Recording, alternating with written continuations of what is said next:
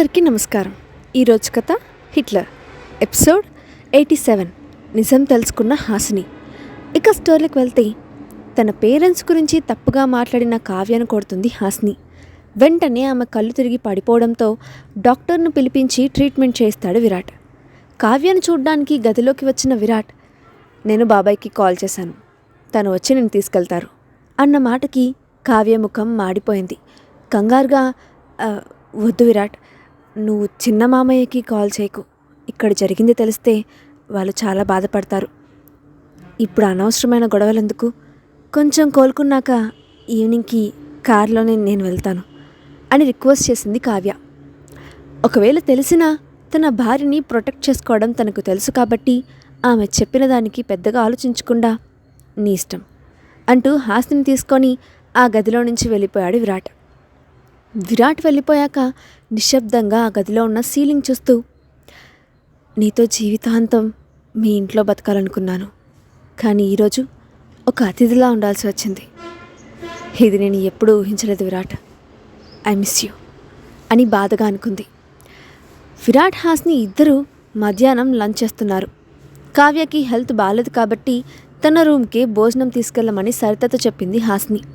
సరిత భోజనం తీసుకొని వెళ్ళే లోపలే కావ్య తనే చిన్నగా మెయిడ్ హెల్ప్తో నడుస్తూ డైనింగ్ హాల్లోకి వచ్చింది. విరాట్ తనని చూసినా పట్టించుకోకుండా మెల్లగా స్పూన్తో తింటూ ఉన్నాడు. ఫుడ్ని రూమ్కి తీసుకెళ్ళమని సరితకు చెప్పాను కదా కావ్య, నువ్వెందుకు ఇక్కడి దాకా వచ్చావు అని అన్నది హాసిని.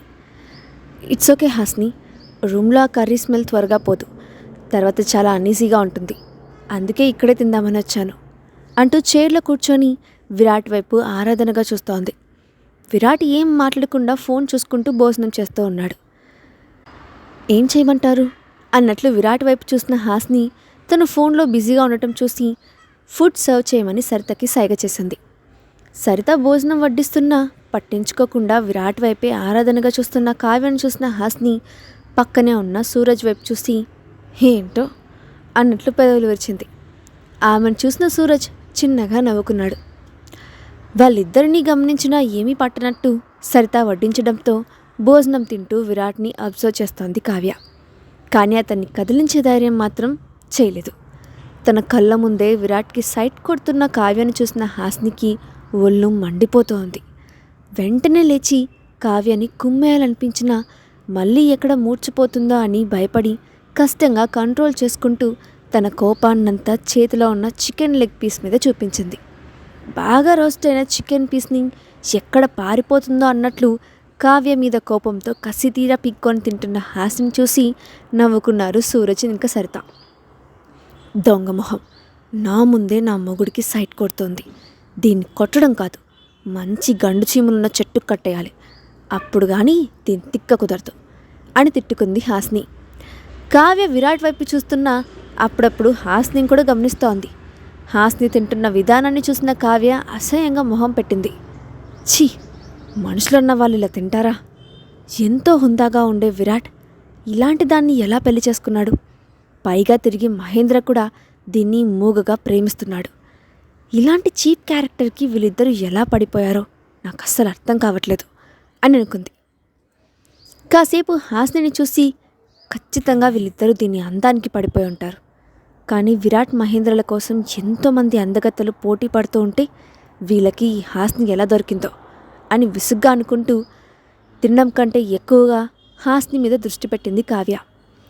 కాసేపటి తర్వాత, విరాట్ నీకు గుర్తుందా, నేను మొదటిసారి ఈ మ్యాన్షన్కి వచ్చినప్పుడు అత్తయ్య నాకు తన చేతితో వంట చేసి పెట్టింది, ఆ రుచిని నేను ఎప్పటికీ మర్చిపోలేను అంటూ తన చిన్నప్పటి జ్ఞాపకాలను గుర్తు చేసుకుంది కావ్య.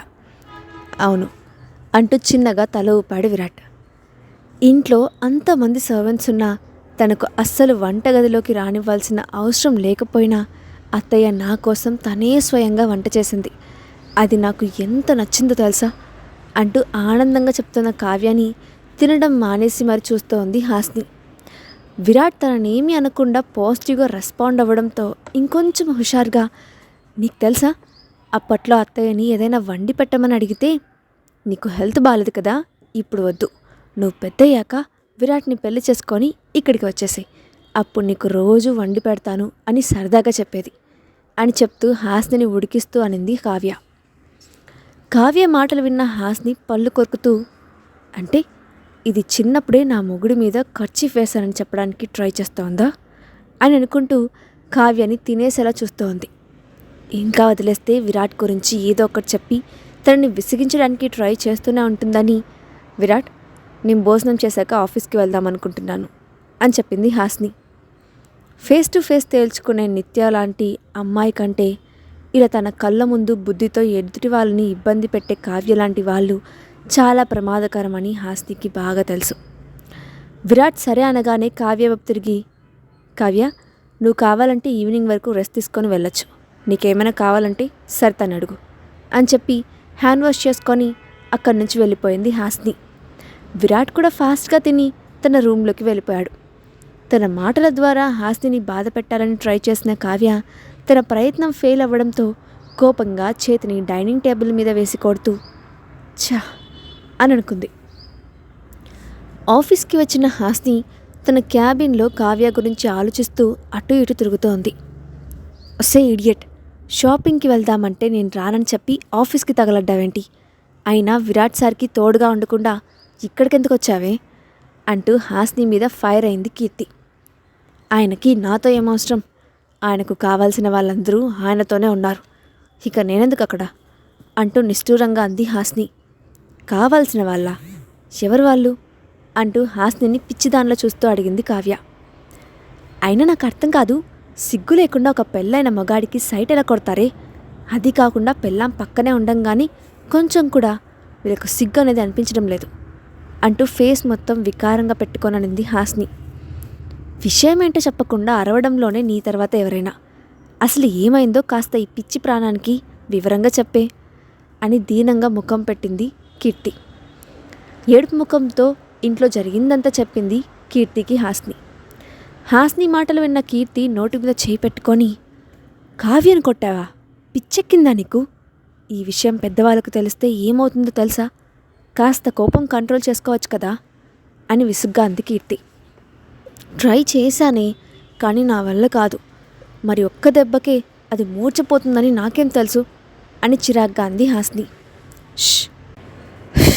అబ్బా అని విసుగ్గా తల ఊపుతూ, నీ గురించి నాకు తెలుసు కాబట్టి నేను అర్థం చేసుకుంటాను, అందరిలా ఉండరు కదా, అలాంటి వాళ్ళ విషయంలో కొంచెం జాగ్రత్తగా ఉండాలి హాస్ని, అందరి దగ్గర దురుసుతనం పనికిరాదు, అసలే నీ మీద అందరూ కోపంగా ఉన్నారు, ఈ విషయం బయటకు తెలిస్తే విరాట్ సార్ కూడా ప్రాబ్లం ఫేస్ చేయాల్సి వస్తుంది, నువ్వు చేసే పనిలో నిన్ను ఒక్కదాన్ని ఇబ్బంది పెడితే పర్లేదు, విరాట్ సార్ చూసుకుంటారు, కానీ నీ వల్ల ఆయనకు కూడా బ్యాడ్ నేమ్ రాకూడదు కదా, ఈసారి ఏదైనా చేసే ముందు ఒకసారి ఆలోచించి చేయి హాస్ని అని నెమ్మదిగా హాస్నికి నచ్చజెప్పే ప్రయత్నం చేసింది కీర్తి.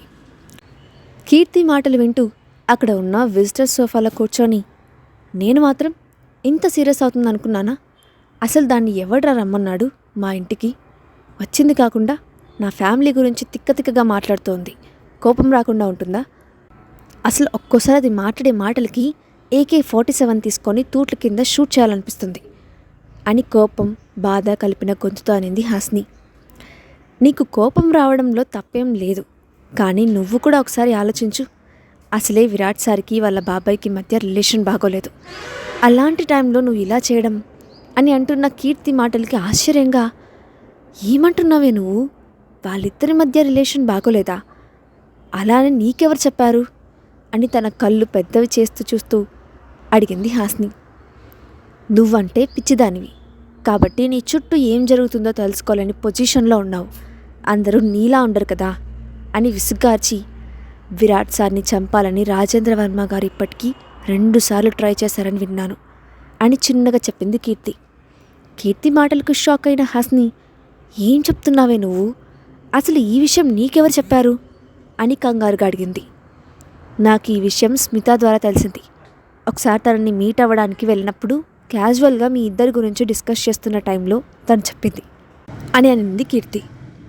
స్మితనా అని నోరు తెరిచి, అసలు ఆమెకెలా తెలుసు అని అన్న హాస్ని మాటలకు హాస్ని తల మీద కోపంగా ఒకటి వేసి, ఇంత బ్రెయిన్లెస్ దానివి నా ఫ్రెండ్వి ఎలా అయ్యావే, కొంచెం బుర్ర అప్పుడప్పుడైనా యూజ్ చేయి అంటూ ఆమె తల మీద చేత్తో కొట్టి, ప్రశాంత్ సార్ స్మిత మేడం ఒకప్పుడు wife and husband. Prashanth sir Virat సార్కి పర్సనల్ లాయర్ అయినప్పుడు వాళ్ళిద్దరూ ఇలాంటి వాటి గురించి డిస్కస్ చేసుకోరా అని కోపంగా అన్నది కీర్తి. న్యాయవాది కదా మరి. కీర్తి మాటలు విన్న హాస్ని ఆశ్చర్యపోయింది. నీకు స్మితకి మధ్య అంత మంచి రిలేషన్ ఎప్పటి నుంచి స్టార్ట్ అయింది? నాకు చెప్పకుండా ఆమెను ఎప్పుడు కలిసావు అని కోపంగా కళ్ళు చిన్నవి చేసి అడిగింది హాస్ని. స్మిత నువ్వు అనుకున్నంత చెడ్డది కాదు. తను చాలా మంచి మనిషి. నీకు తనంటే ఇష్టం లేదని తను మంచిది కాకుండా పోదుగా అని చెప్పి, నేను ఒక విషయం చెప్తుంటే నువ్వు మరొక విషయం మాట్లాడుతున్నావేంటి? ఇప్పుడు ప్రమాదం ఉంది నీ భర్తకి. ఆ విషయం నీకు తెలిసింది. కనీసం రియాక్ట్ అవ్వాలన్నా మినిమం కామన్ సెన్స్ కూడా లేదు నీకు అని హాస్నికి గడ్డి పెట్టింది కీర్తి. కీర్తి మాటలకి అవును కదా, నిజంగా నేను ఒక బ్రెయిన్లెస్ ఫెలోని. దేనికి ఎలా రియాక్ట్ అవ్వాలో, ఎప్పుడు ఎవరితో ఎలా బిహేవ్ చేయాలో అస్సలు తెలీదు. అందుకే నాలాంటి అమ్మాయి విరాట్ సార్కి కరెక్ట్ కాదు అని అంటున్న తన వైపు కీర్తి చంపేసేలా చూస్తుండటంతో సైలెంట్ అయిపోయింది హాస్ని. హాస్నికి ఎంత ఆలోచించినా రెండు కుటుంబాల మధ్య చంపుకునేంత కక్ష ఏముందో అర్థం కాలేదు. పార్టీస్లో, ఫ్యామిలీ ఫంక్షన్స్లో ఎప్పుడూ వాళ్ళిద్దరూ కలిసినా మామూలుగానే ఉండేవారు. అలాంటిది రాజేంద్ర గారు విరాట్ని చంపాలని అనుకున్నారంటే హాస్నికి అస్సలు నమ్మబుద్ధి కావడం లేదు.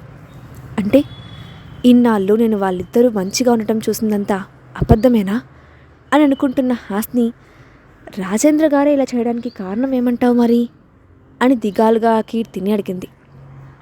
ఏముంది, ప్రతి ఇంట్లో ఉండేదే. ఆస్తుల కోసం, అంతస్తుల కోసం, అధికారం కోసం జరిగే మామూలు యుద్ధమే. ఇందులో కత్తులు, కటార్లు, రక్తాలు లాంటివి ఏవి కనిపించవు. కానీ ఇది మానసికంగానే కాదు, శారీరకంగా కూడా మనిషిని చంపేస్తోంది. ఇప్పుడు మీ ఇంట్లో నడిచే యుద్ధం కూడా అలాంటిదే అని కీర్తి కూడా అంతే దిగులుగా సమాధానం చెప్పింది. కీర్తి అంత నమ్మకంగా చెప్తుంటే ఆశ్చర్యపోతూ, ఇవన్నీ నీకెలా తెలుసు అని అయోమయంగా అడిగింది. ఇంతేనే పాప, నువ్వు నీ ఫ్రెండ్ని అర్థం చేసుకుంది.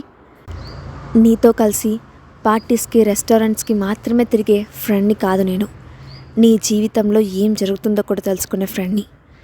నీ గురించి నువ్వు పట్టించుకోకపోయినా నేను పట్టించుకుంటాను అని చెప్పిన కీర్తి మాటలకు ఏం మాట్లాడాలో అర్థం కాక మెల్లగా కీర్తి భుజం పైన వాలిపోయి కళ్ళు మూసుకొని ఆలోచనలో ఉండిపోయింది హాస్ని.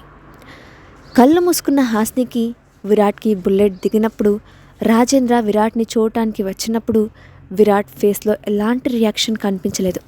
పైగా ఆ రోజంతా అతను చాలా కోపంగా ఉన్నాడు అని గుర్తు చేసుకున్న హాస్నికి ఒక్కసారిగా కళ్ళు తెరిచి, అంటే విరాట్కి ఆ బుల్లెట్ తగిలింది రాజేంద్ర గారి వల్లనేనా అని అనుకోగానే తన శరీరం అంతా వణికిపోయింది. రాజేంద్ర వర్మ విరాట్ని చంపాలనుకుంటున్నారంటే ఈ సంగతి మహేంద్ర గారికి కూడా తెలుసా అని అనుకుంటున్న హాస్ని భయం 10 రెట్లు పెరిగిపోయింది. రాజేంద్ర వర్మ గురించి తెలిసిన హాస్ని ఏం చేయబోతుంది? విరాట్ అపాయంలో ఉన్నాడని తెలుసుకున్న హాస్ని అతనికి దగ్గర అవుతుందా లేక దూరం అవుతుందా? నెక్స్ట్ పార్ట్లో చూద్దాం. ఈ స్టోరీ అప్డేట్ ఎలా ఉందో కింద కామెంట్ బాక్స్లో మీ ఒపీనియన్ని షేర్ చేయండి. అలాగే ఇలాంటి మరిన్ని స్టోరీస్ కోసం మా ఛానల్ని తప్పకుండా సబ్స్క్రైబ్ చేసి పెట్టుకోండి. Thanks for watching.